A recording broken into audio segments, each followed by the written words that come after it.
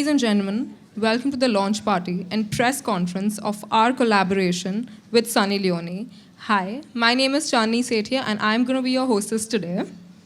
On behalf of Folk Media family, I would like to extend a very, very warm welcome to each one of you. We at FMG are really excited to have all of you here. Spreading out his wings to Web 18, to TIL as a content marketer, and eventually leading up to set up Folk Media. Well, that seems as quite a journey. Don't you think, guys? A round of applause. A few words, please. That's quite an introduction. Thank you, Chandni. Yeah, and it's GCC, not CGG. Just saying. But thank you, guys. Thank you, everyone, for coming here. Thank you for the support. I think this is a very big event for us. Thank you, Sunny. Thank you, ma'am, for being a part of this. And thank you for coming on board on How to Fly. It's a very significant day for us. It's a very significant move for us. We do hope to kind of go strength to strength from here. The next 3 or 5 years, we are looking at kind of taking leadership position in the space that we're in, which is media tech. And that is the ambition for us. We would start by kind of revealing our first collaboration with Sunny, which is the video that we did. We were all on tenterhooks because we wanted to make sure that we were kind of matching up to every bit that Sunny expected from us, and I hope we've done that. I think you've seen the video. Would love to understand what your feedback on that is. So I think let's start with the video to begin with, and then we can get on to the panel discussion if that's fine with the audience. Yeah? Okay, lovely. Let's do this. Sorry, I'm going to be referring to my notes. Don't go by that prolific introduction that she did. I'm a bit slow on this one. So I'm going to start by kind of just calling the panel on stage. I'll start with the star, of course. Yeah, thank you. I needed that. We'll start with Sunny first. Actress, superstar in every right, philanthropist, and more importantly, inspiration to millions of women who look up to you for having led your life with utmost dignity and respect, ma'am. Can we please have you on the stage? Can we have a big round of applause for Sunny, please?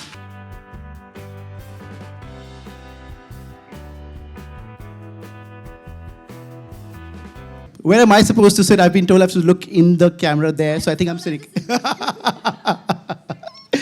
Second from the left, which is my left? Oh shit! Oh, this one. Yeah, I'm sitting here. Yeah. Okay. Lovely. The next guest is a prolific marketeer. Ex-marketing director, Pepsi, Vani Gupta.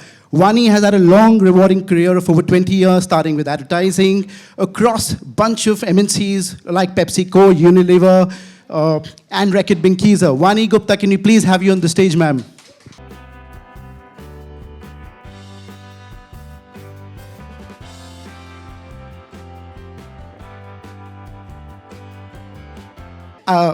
I definitely will, I promise you that. I'll make up for all the paparazzi there. Okay, the next guest in the panel is somebody from one of my favorite brands in terms of content marketing. It's Bacardi. Eshita Jaiswal. Eshita Jaiswal is the digital head for Bacardi across India and Southeast Asia and leads digital strategy, social media, content marketing for iconic brands like Bacardi, Breezer, Grey Goose, Bombay Sapphire, Devars, William Lawson's. Ma'am, can you do a barter, please? Is that possible? Eshita Jaiswal, can you please have her on the stage, guys? A big round of applause.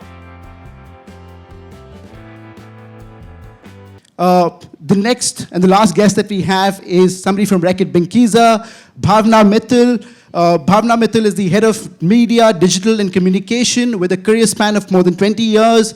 She's been associated with various reputed brands and campaigns. Bhavna is the regional head of media and digital for R&B. Guys, can we have a big round of applause for the panel, please? Who needs a mic? I think you need it. I have one. You have one. Wow.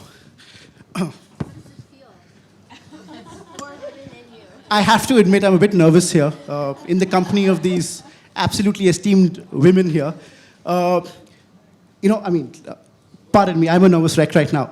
But I'm going to start by kind of opening the floor here with a very simple question that I've had in my mind. You know, when I was looking at the profiles of all 4 of you, the first question that hit me was that, is glass ceiling really a myth? Because look at the 4 of you. You've kind of shattered every notion of glass ceiling in your respective careers.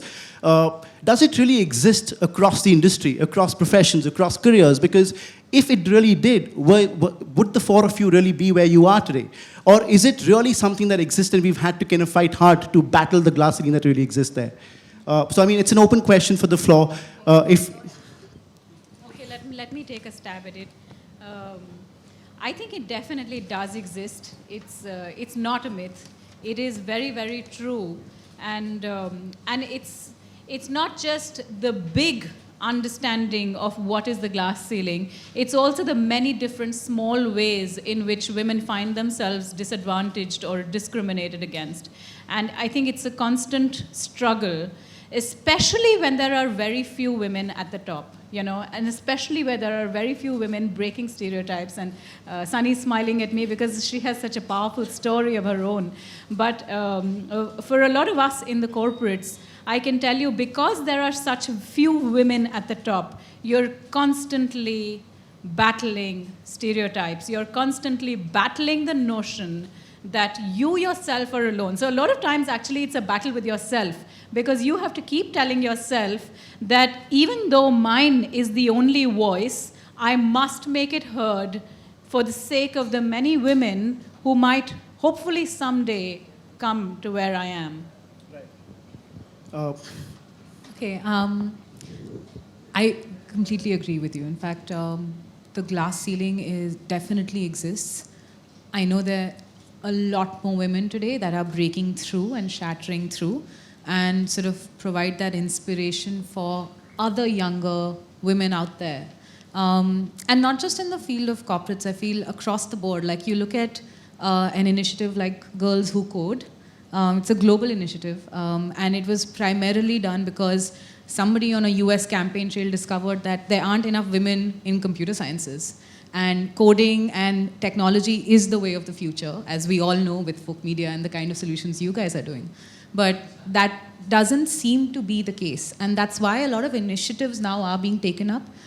I fear implementation is a challenge, and that's something that needs to be large scale. And in India, the interpretation of glass ceiling is very different, right? So a glass ceiling for somebody else might be my everyday. So I work in an alcohol industry, right?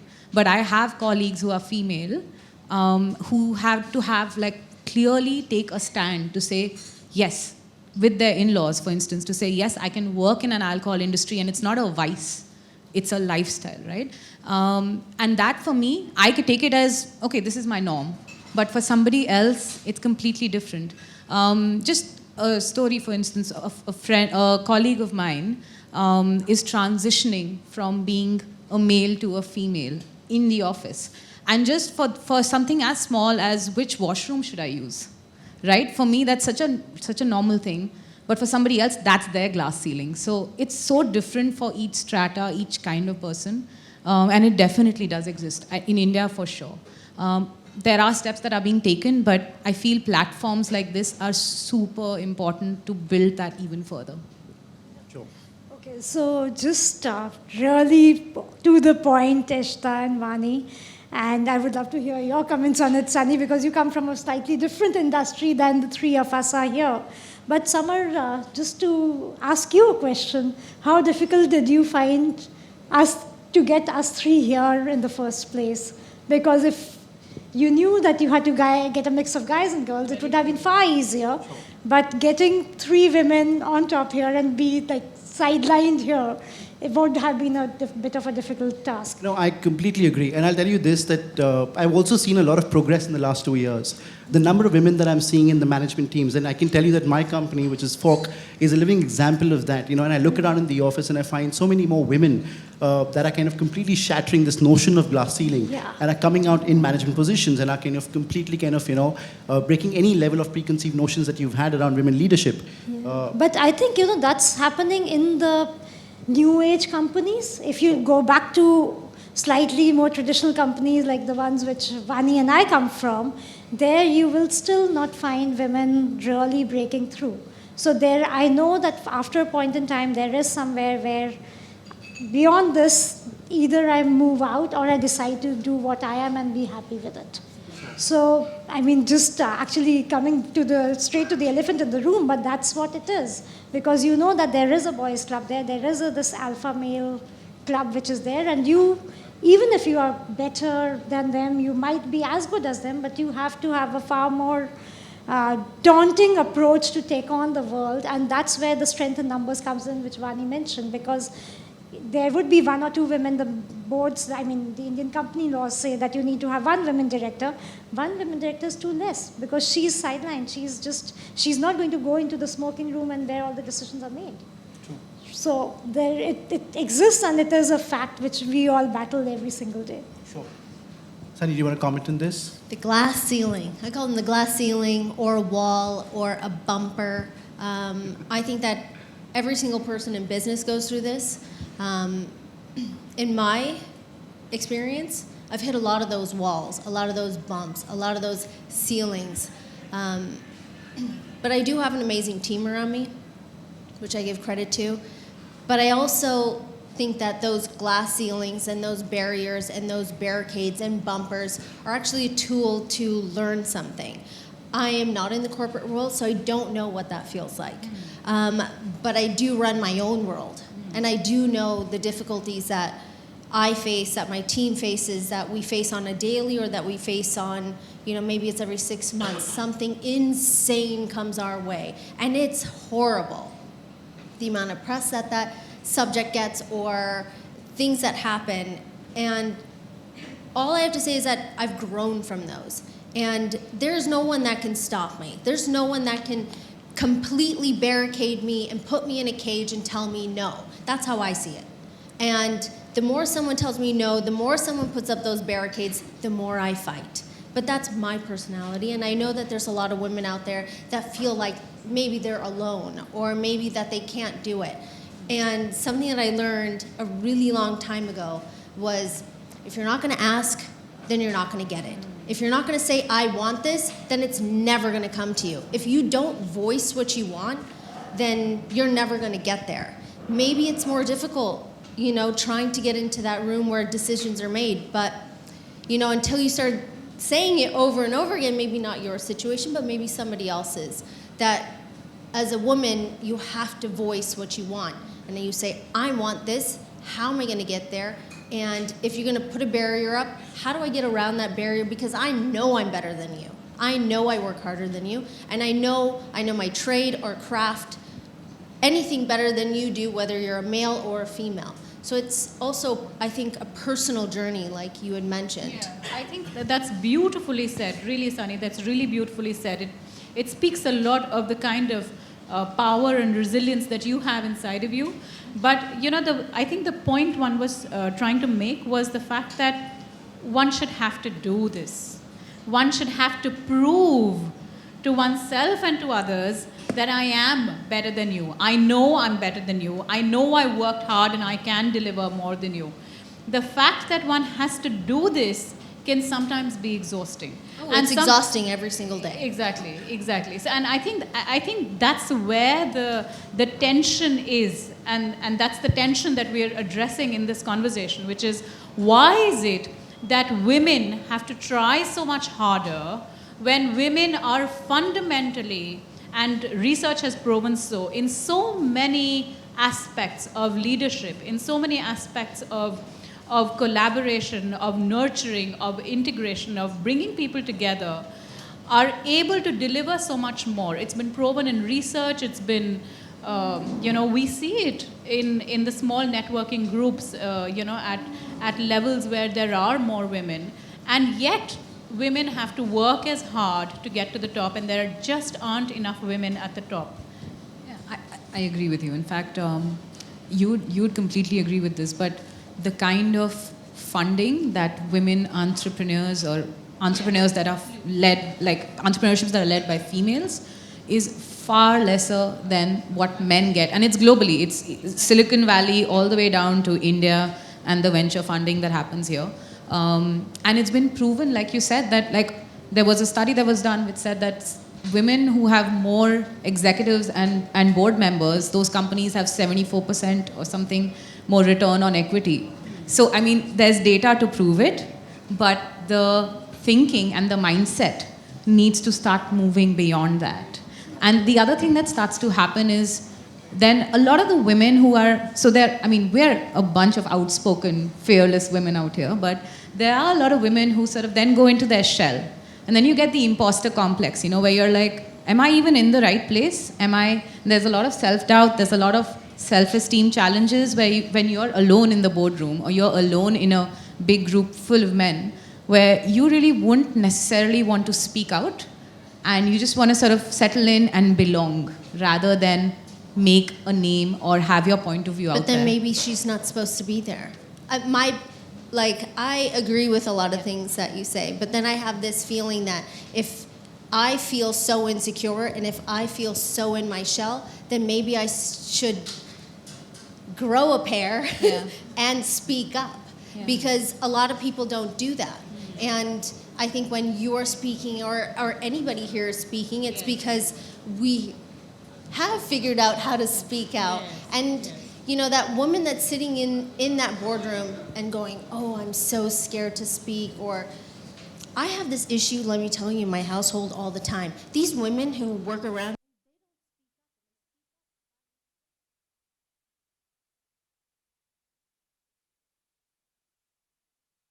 well, we all sat there and got an injection and saw the doctor, but why didn't you speak up? And I say this to women all the time, but that sort of mentality I feel is so hard to change. Now, what are the steps in your opinion? How do you change that? So, firstly, I feel so going back to why, like a lot of it is societal conditioning of how, as a society, women are not necessarily meant to be heard. And that's something that over the years and with movements like Me Too, sort of a lot more women sort of speak up, feel like this is what I'm worth and I should be there and speak about it. And I feel like the more we sort of facilitate movements and platforms like that, the more women who definitely deserve to be where they are feel far more self-assured to go out there and do a lot more. And I feel role models, like you said, right? Having a book like, say, Lean In by Sheryl Sandberg got a whole lot more women to say, okay, I can be ambitious without being considered bossy in the boardroom. And a lot of it is, I feel, very, very strong conditioning. Like, I think we're fortunate to be from families which are fairly liberal about these things. But to fight that, you do need strength. And it either comes from a sisterhood or a team that supports you the whole way through. Sure. So if a woman, so just if add a a woman little- is stuck in a room and it's just her and 5 men, does she not feel that validation of sitting there? Or does she still feel scared? What does she do to grow out of that? You're absolutely right, Sunny. Actually, the thing is, this is not something that plagues women alone. This is actually personality types. Because what you're talking about is the ability to have, the ability to speak up. It's about having the confidence of knowing that if I have a point of view, I must put it out there. You know, there's doctors in the room, you didn't speak up for 30 minutes, for God's sake, when the doctor was there, why didn't you speak? Oh, I was feeling very shy, I didn't know how to talk about this, what would he think about blah? But this is not something that plagues women alone. There are enough number of introvert men as well. I think this is more a personality type. And the problem is that when we have discussions like these, it is not about specifically only addressing women. It's actually about addressing the need for having diverse opinions and the need for respecting, like you talked about that case in your office about this person who's going through a sex change, but the ability for us to collectively respect and give dignity to diverse opinions, because everybody doesn't have to be, oh, I'm out there and I have the ability to sit on stage and talk. Everybody doesn't need to be. But everybody has something to contribute, and we must be able to respect that and get the best from everyone. Sure. I know I said I was nervous, and thanks for kind of taking the stage completely, which is lovely. I have a question, because I've been thinking about this, and I look at women from varied walks of life, and I do feel the intensity of discrimination kind of differs basis the field that you choose. You spoke about new age companies, you spoke about modern day work environments. Do you feel that the field that you choose also defines the intensity of the discrimination? Like, for example, in the movies, where it is so widespread, and we've had a movement where the women have come out and they've spoken so extensively about the kind of discrimination that they've faced. Do you really feel that there are modern day environments that are basically far more conducive to merit-driven ecosystems, where discrimination is not really as prevalent as you would find in traditional environments? So, okay, I was just doing some reading up on this, and there is like traditional women kind of fields like nursing and all. That's where they say that the men take the glass elevator and women still get stuck with the glass ceiling. So even in the traditional, like even if it's like cooking, like chefs, you'll see more chefs who are male in a traditional so-called female domain. You'll know far more Michelin level chefs who are guys than who are women. So I think it's a society thing, it's a mindset thing. It is also that because of various reasons, women start dropping off at the middle level. So just very few of us reach really to the top level. And coupled with the fact that there are few of us at the top, and sometimes they say that a woman is a woman's worst enemy. So, touching upon a very raw nerve here. But there are times when, people really try to play the politics between women, and just somewhere doesn't add up. Sure. So I really don't think it's to do with domain. Again, another statistic which I saw, I mean not really numbers here, but glass ceiling also exists for minorities. So if you look at Asians in, let's say, US, but even the men there will do better than the women. So women white is okay, men non-white is okay, women non-white is like somewhere down there, right? So it just doesn't add up. So you have to work yourself far harder, far stronger, come to the point that say, okay, look at me, I have delivered, guys, please, I've worked hard enough, I deserve this. I mean, one of my very old bosses, like I remember at a time, he said, oh, I know you've been doing very well, but you're a woman, you're a single girl who stays with a mom. That guy's got 2 daughters, let me give him better increment. And on my face, and that time, I mean, I'm talking about like about 10, 15 years ago, HR practices were not so developed, you were not so aware. So in today's day and age, I would have taken him to task in front of the HR team and said that, what's happening? But at that point in time, you were not aware. You were like, okay, maybe there's, I shouldn't ask for something, So things happen, and it's just conditioning. I think we've just kind of gotten into that. Do you have a perspective in that? I think the narrative's changed a little bit. The conversations that we've driven are far more significant. And then there is a filter down effect that happens, right? So as much as it's a glass ceiling, it's also a class ceiling. Like, that's wordplay, I love it. But that's essentially what it is, right? So when you have, and we were talking about this earlier, on folk media, for instance, you have an equitable split of genders. And possibly different kinds of backgrounds, whether it's education, whether it's different parts of the country. My team in Bacardi, if you look at marketing, 75% women. But the moment you go into sales, and the moment you go into the smaller towns of sales, that thing gets skewed. And one of the things that we can do as a concentrated effort, apart from platforms, initiatives, having conversations like this, is also to make sure that at the very entry level, when we're recruiting, at the very base level for sales, we make sure that that's equitable. Rather than saying, I'm going to have a mandated percentage of women that have to be at the top level, it needs to start from the bottom. And honestly, like you said, it's about not just raising your women to be smarter, more assertive, but to raise your men to be more sensitive, right? To be more empathetic. And that's where I feel like the challenge is not just a female problem. It's a humanity problem. And as long as you agree and you want to be respectful to humans and their points of view, you'll pretty much learn something from it. That's an interesting point you make there about, how to kind of raise our men in the society, because there is a very clear discrimination when you have male ambition versus female ambition.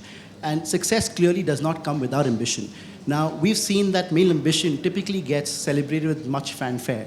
You're referred to as the alpha male. We were just talking about Yeah, I'm sure. I was actually kind of quietly listening to your conversation there, and I picked it up. Way to go, getting your notes right. No, but genuinely, I've seen this. I mean, my wife is also a founder of a content startup, and I've seen this where I won't lie that I had a slight issue dealing with it when she began.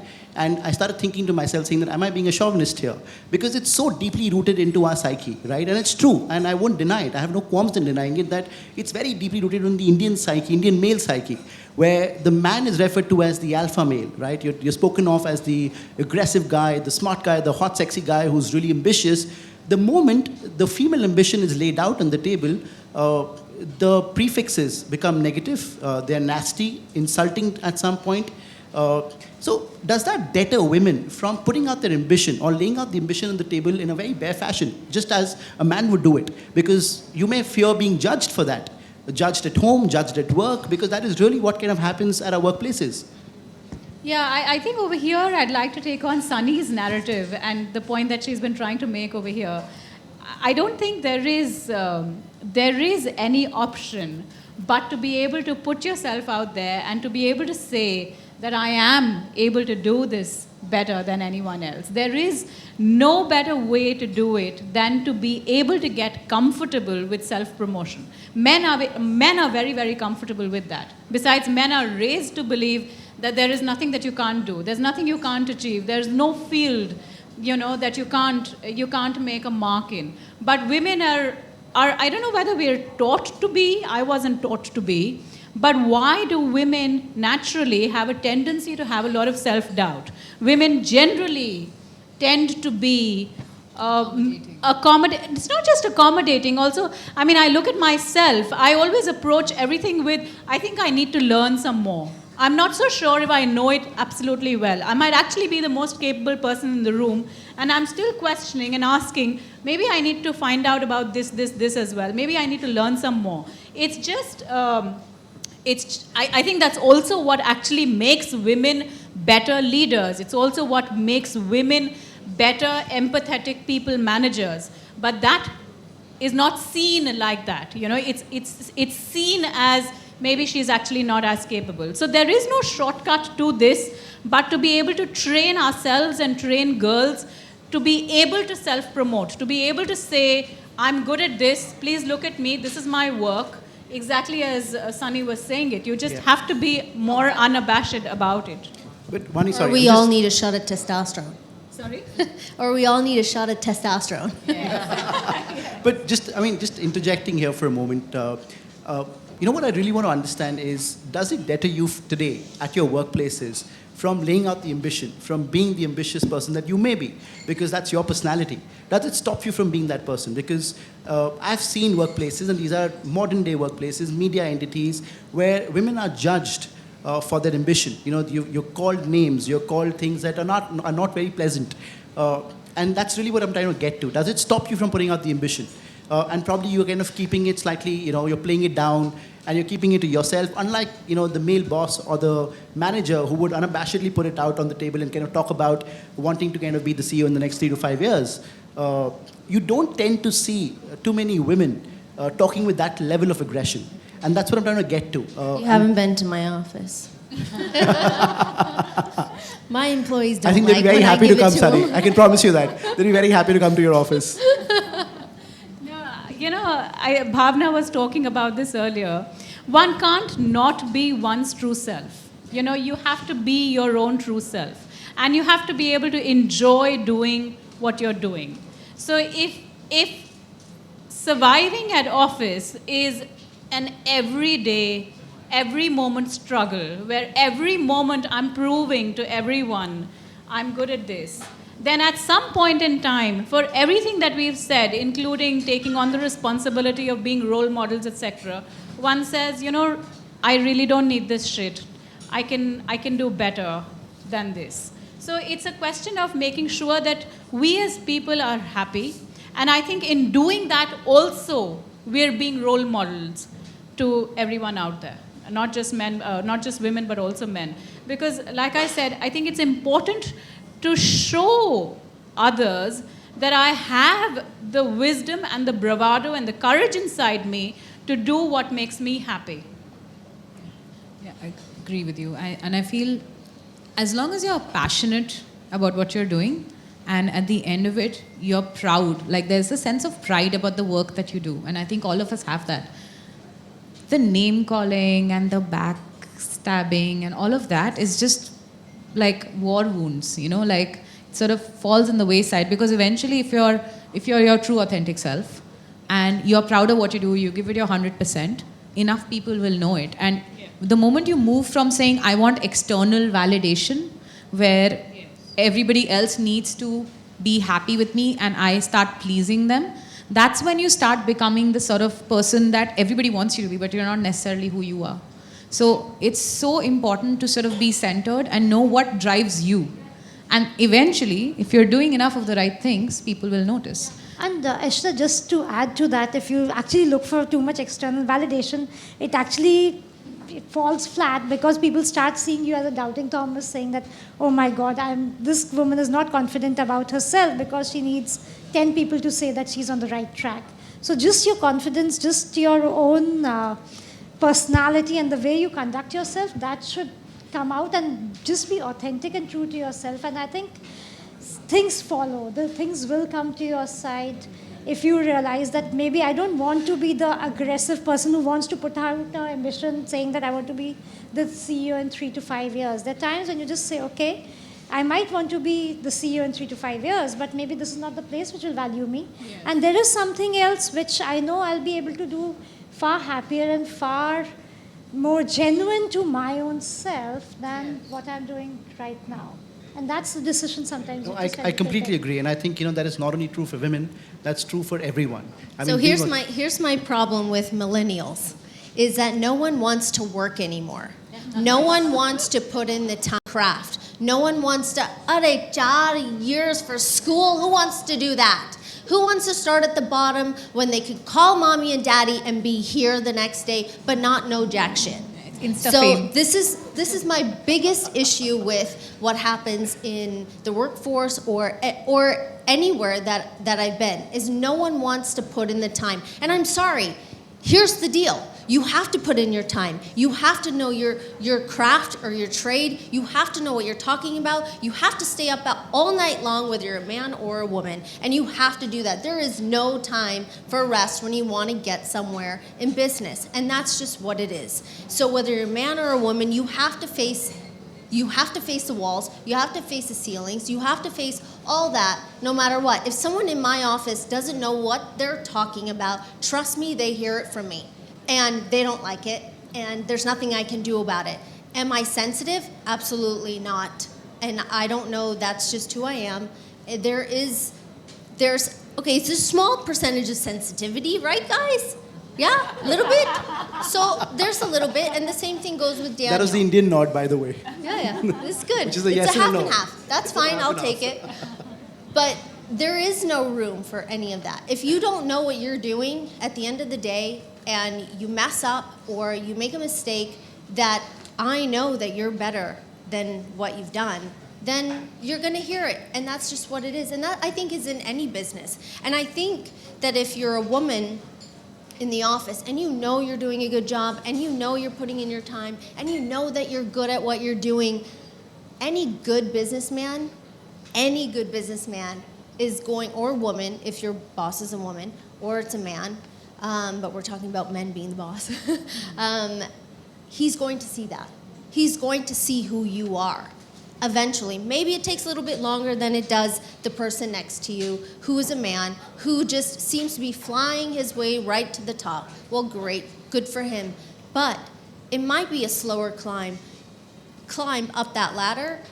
But I do believe any good business person is going to see through the bullshit, is going to see what I call like cutting the fat in business. We cut out the extra fat and we find what is good for us. That's what I believe. I don't sit in an office, unfortunately, so I don't know or feel the things that some women do. I just know what goes on in my office, and I know how I handle business. And I am not so sensitive than Sunny, some of the other people it does are. feel like the kind of environment that you have at your office and the kind of setup that it is far more open, forthright, sort of completely transparent, saying, I don't agree with what you said there. But in a lot of other larger setups, there are so many other politics and dynamics at play, and to navigate them, it does take a lot of energy. But eventually, you kind of know the ways of the game, and you know how to get things done.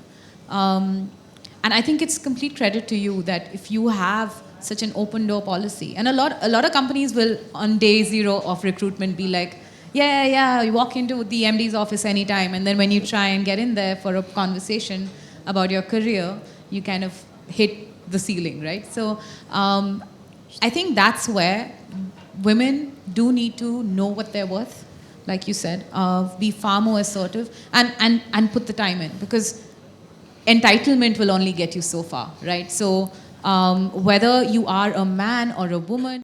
In similar kind of situations? So I genuinely believe in firstly making sure that you've got the A team with you. Like, make sure that at your workplace, whether it's a sisterhood or it's a sister and brotherhood, it doesn't matter, but find your tribe. People that you connect with, people who value you and you value them. And eventually when there are days that you have a terrible time, there will be someone to go back to, and they become sounding boards for what should I do now?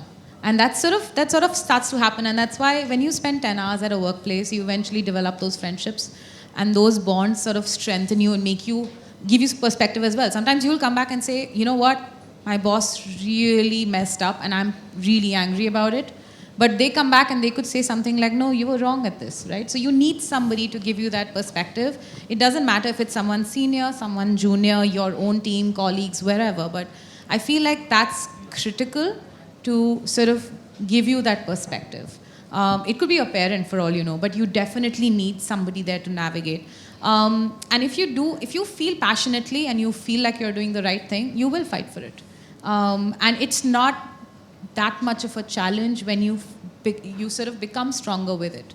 And if you genuinely feel like I'm worth so much better and I'm never going to get my way through here, you'll go ahead and you'll do your own thing. Eventually, you'll be okay as long as you know what you're worth and you know you're willing to sort of invest in time and learn things. So yeah, I mean, that would be my sort of 2 cents. If you feel like there's a serious problem, then definitely report it. Speak out. Because you could be setting an example for somebody else who's probably shy to speak out, sees you there and says, you know what, this has happened to me as well. So you have to draw that line.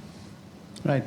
I just want to add to the last bit that she said, which was, there is no choice but to speak up about it. And it's not just about speak out about the big things, but speak out about the everyday small things. Whatever it is, I think the fact that there are few women, there is no running away from the fact that we do bear the burden of making sure that we are changing things or setting a tide which could bring a larger change in the future.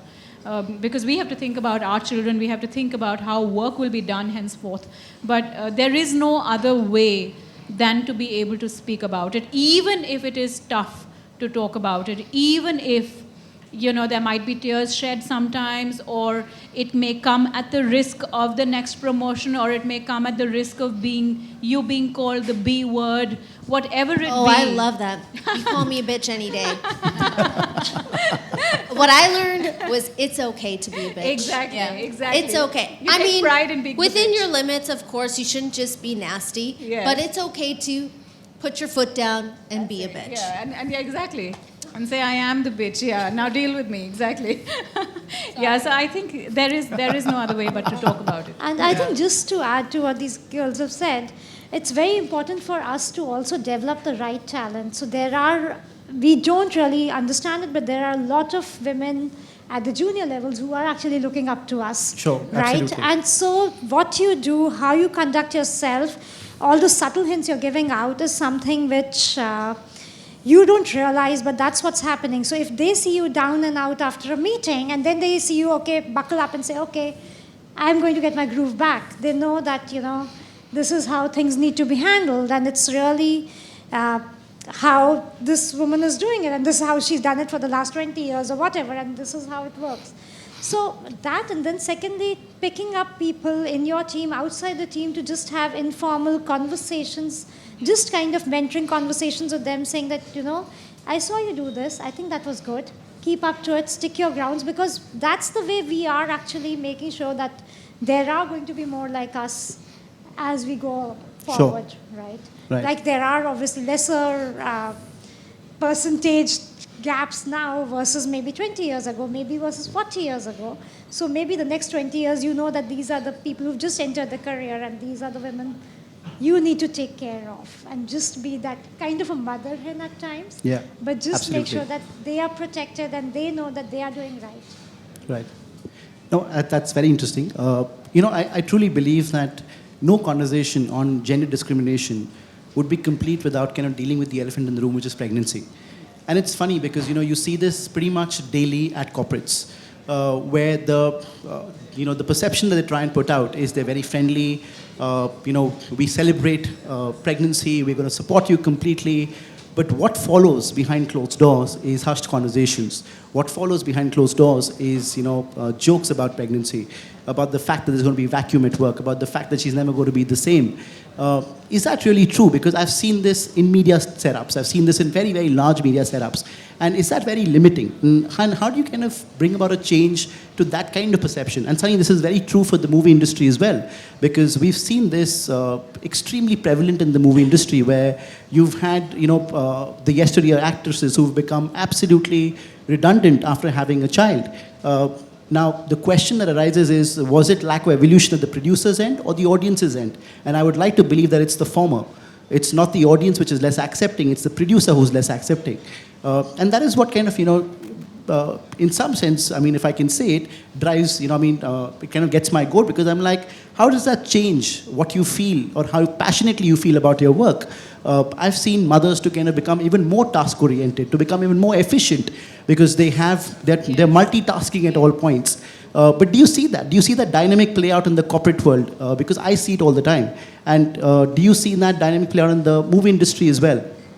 Well, I think in the entertainment industry, I think everybody here can agree with me, is we are seeing a shift in this idea of having children and being able to work. Kareena Kapoor is a perfect example of that, where she is unstoppable. She's so amazing, and she works so hard, and she's still going at it. She's got herself back in shape to what she wants, and still has that drive and determination to keep working, which I think is absolutely amazing, and we should applaud her for that. And not taking those stereotypes and, kind of going to the wayside. I'm so happy she didn't do that. I am a different case and matter, because I just don't care what people think, and I'm not, I wasn't born and raised here. I'm not saying that that's a bad thing. What I'm saying is that my whole system and makeup and how I think is completely different. For me, I chose surrogacy and I chose adoption because I wanted to keep going and I wanted to keep working, and that was my own personal choice. I thought I was going to have one, I had three. That I wasn't planning on, but it's God's plan. Not my plan, that's God's plan. But I wouldn't change anything. My life is crazy, and my children were very upset that I was leaving the house today, and it broke my heart, but I wanted to be here. And I want to do this just as much as I want to see them. And I believe that I'm a better mother if I'm working and providing for my children than if I'm a stay-at-home mother. I'm not saying that being a stay-at-home mother is wrong. I'm saying God bless you for being the stay-at-home mother. But I feel that I'm a better person, I'm a better mother, I'm a better human being working than not working. And I think that my children will thank me one day for working. Completely, absolutely. In the corporate world, while, like you said, all the sound bites might all be right in terms of what one gets to hear from HR or from bosses on supporting working mothers or pregnancy, etc. But the lack of support you face sometimes in just the sometimes callous attitude or the lack of planning that one faces in helping women come back after having a baby. Like this, I experienced. Once you've had a baby and you go away on maternity leave, then it's really like you've been thrown off the ship.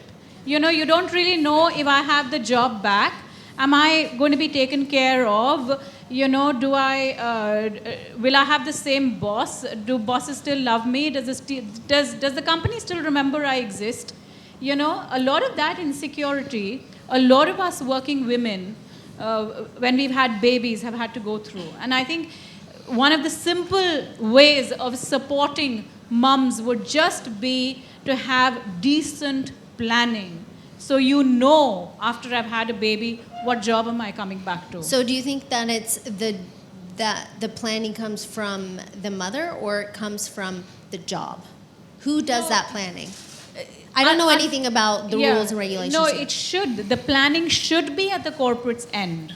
It should be your bosses, it should be HR that takes on the onus of making sure that you come back to a position where you're able to give back, you know, where you're able to perform, where you're able to deliver. But more often than not, the responsibility falls on the mom. In the sense, you know, even with me, I had to go knocking from door to door to say, hey, I'm now available, you know. So I just have a question to Yeah, clarify sure. for me. So when a woman here takes maternity leave, do you just disappear, or do you keep in contact with everybody, or do you work from home a little bit? How does that work? No, so you disappear in the sense that you are, you know, entirely with your baby. You may wish to keep in touch with the office, and you may even wish to continue being in touch with work. But the problem is that the office is viewing you as a sunk investment. The office is looking at you and saying, oh, she's gone away for 3 months, or she's gone away for 6 months.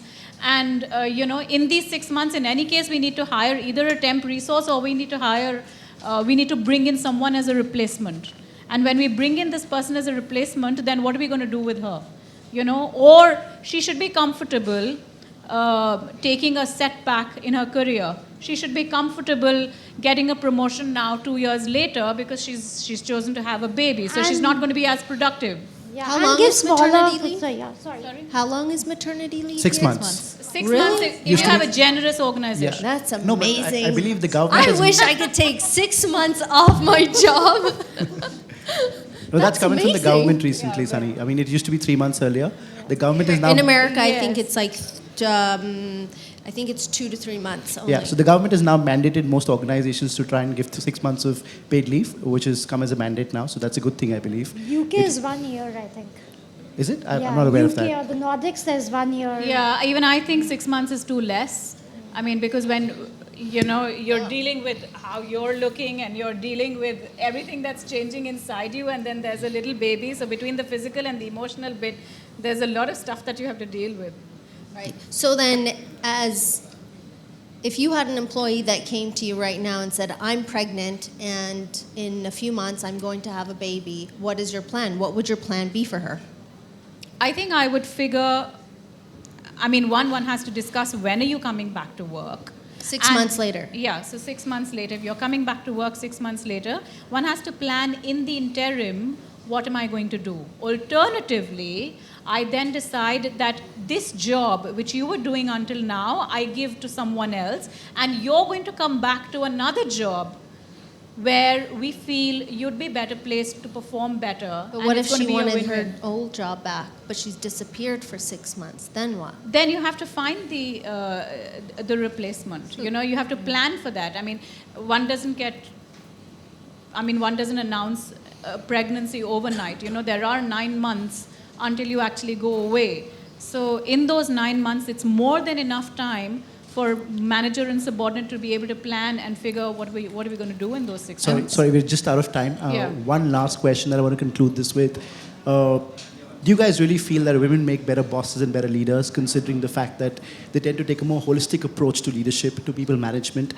And I mean, yeah, so would love to kind of understand your perspective in that.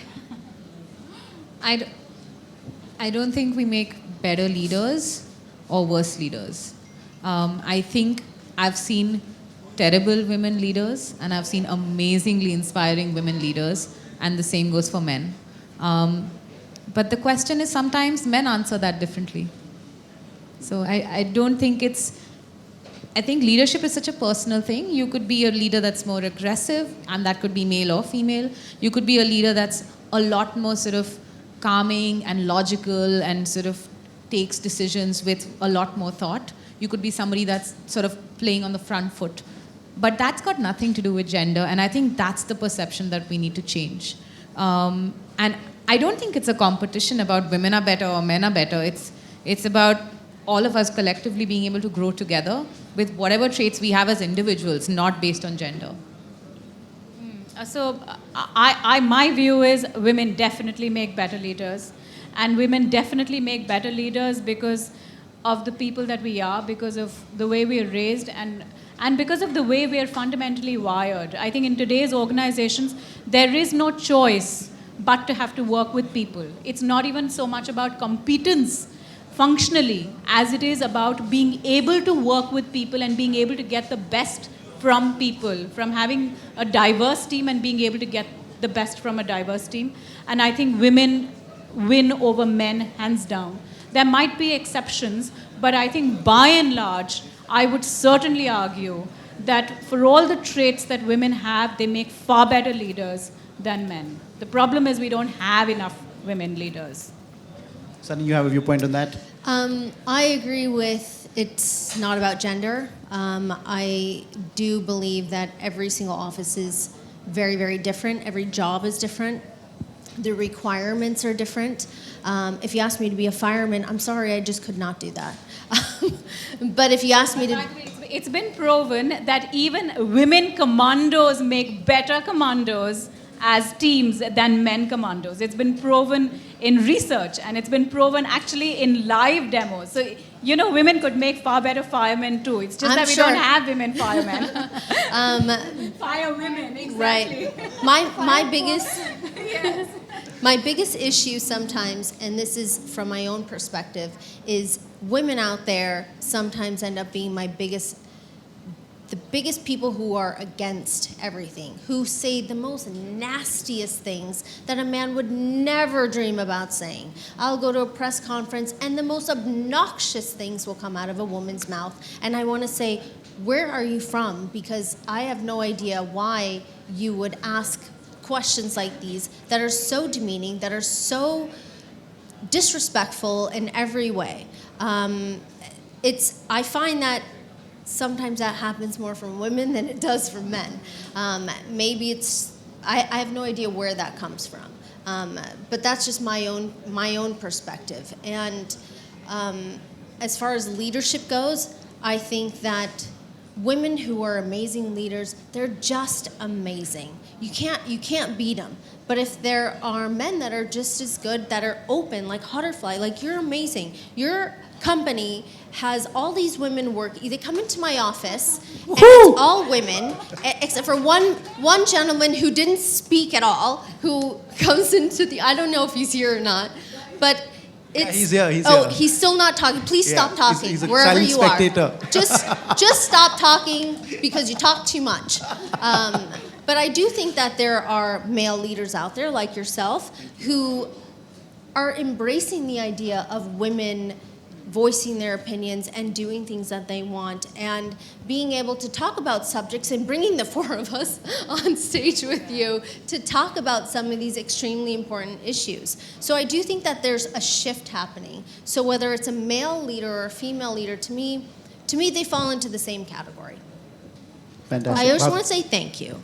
Thank for you. making me a thank part you of Butterfly. So that's lovely. Thank you, Sunny. So I would kind of agree with Vani on this, and I think maybe we are more battle wounded than the other women here.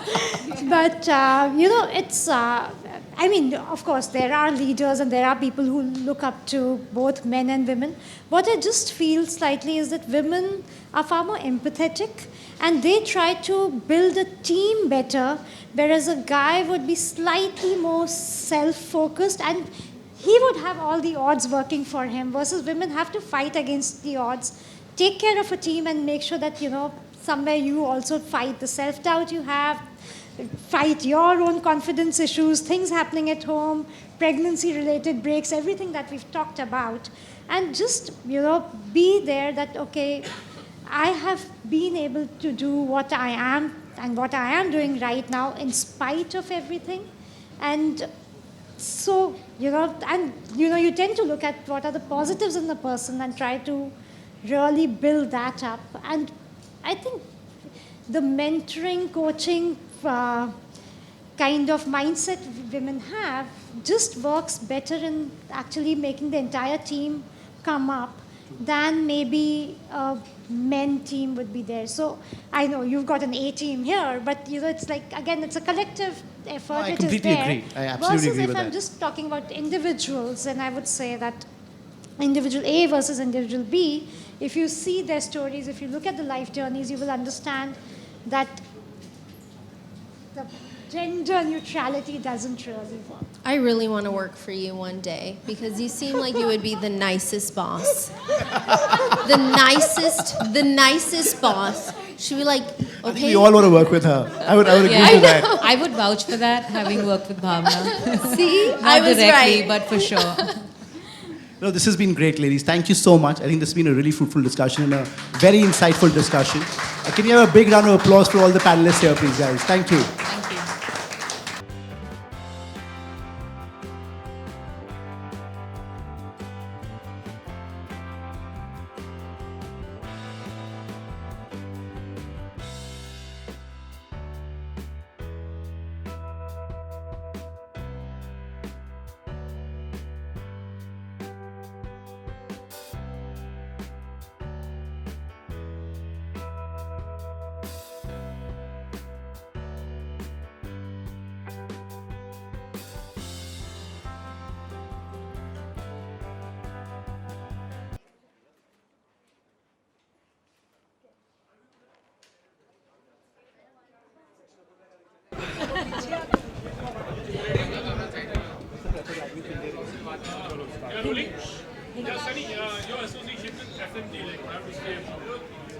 My association with Butterfly and Summer is something that took a little bit of time for us to figure out what we were going to do. And I know they had a vision and a direction they wanted to go, and I'm happy that we were all on the same page of being able to create great content and create content that I believe people would be interested in, and content that felt real. That's what was important to me. Absolutely. Okay, how did Sunny came into your mind for the association? Hello! Isn't that every day? Everybody's like, I'm on their mind. No, I'm just I kidding. don't think it's tough for Sunny to come into anyone's mind, for that matter of fact. She's top of the mind recall, clearly. But I think, when we were kind of looking at Horrorfly, and Horrorfly is a fashion beauty portal that kind of, like Sunny said, talks to real women for real issues. And who better than, Sunny to kind of reflect and kind of talk about real issues and real women, because she's had such an interesting life where she's kind of led it with utmost dignity and respect. So we saw that marriage happening absolutely beautifully. Okay. Sunny, tell us, how was it associating with him and all? The association is absolutely amazing. I think that when you can have an association with a company and be able to be on the same page and have the same concerns and be able to be open to suggestions or different ideas, as most people must know, I'm pretty opinionated, and it's, even though I'd like it to be my way or the highway, I know that can't happen, and it has to be a give and take. And I think that everything that we've shot so far has been something that we've agreed on, that it should feel like we're making great content, and I think that's what's most important. Yeah. Sunny, how do you feel you are good in business, like working as a businesswoman? How do you handle your business? Well, I think every company is different, and both Daniel and I have a no bullshit approach for a lot of different things. Everything's pretty black and white, straightforward. We don't believe in the idea of making people run around in circles. I think our deal is pretty easy. Yeah, absolutely. It was, and they usually are. And as far as our employees go and everybody, we just believe that everybody should work hard. And I know what I put into my day, and I expect the same thing from my employees, and that's it. Sunny, last question. दूसरे digital platform से या कोई भी women's web magazines हमेशा से रही हैं, तो as an investor what are you adding जो पहले किसी मैगजीन या किसी डिजिटल प्लेटफॉर्म में नहीं था?